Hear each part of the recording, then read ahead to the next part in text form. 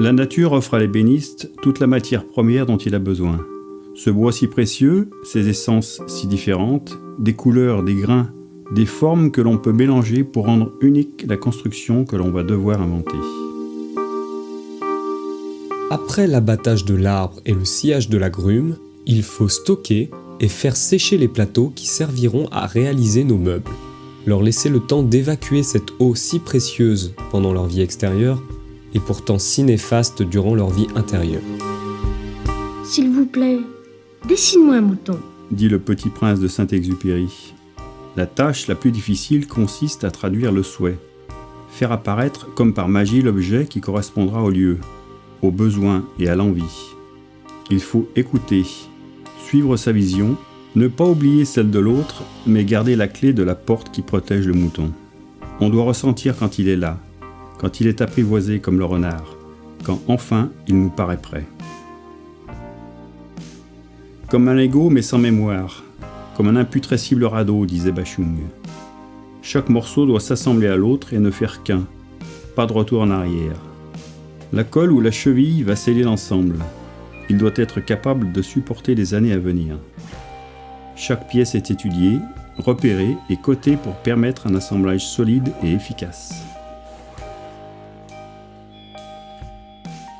Il faut trier, choisir la place de chaque morceau dans les plateaux, utiliser les courbes, éliminer ou garder certains défauts, trouver où se cache la forme qui deviendra une petite partie d'un tout que sera cette table ou ce buffet. Comme la feuille, la branche, le tronc et ses racines constituent l'arbre. Laissons maintenant le bois se reposer à nouveau. Laissons-le prendre sa place sous cette nouvelle forme. Laissons-le respirer pour qu'il trouve le repos. Apprivoisons-le.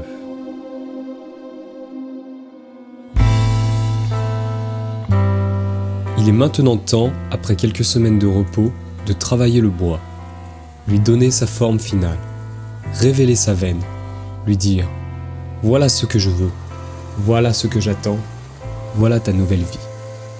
Aide-moi à servir et prends ta place dans cet ensemble. Participe au bon équilibre de celui qui à son tour rendra pratique, douce et reposante les journées qui s'écoulent. » Affinons le profil.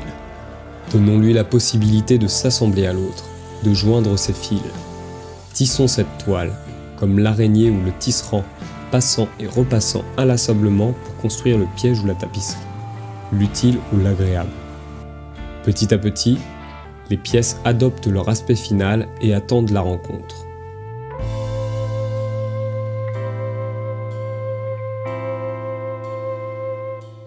Enfin, la construction prend corps et révèle son visage. Comme la fourmi qui, à force d'apporter maintes brindilles, fait s'élever la fourmilière. L'ébéniste regarde l'aboutissement de son travail.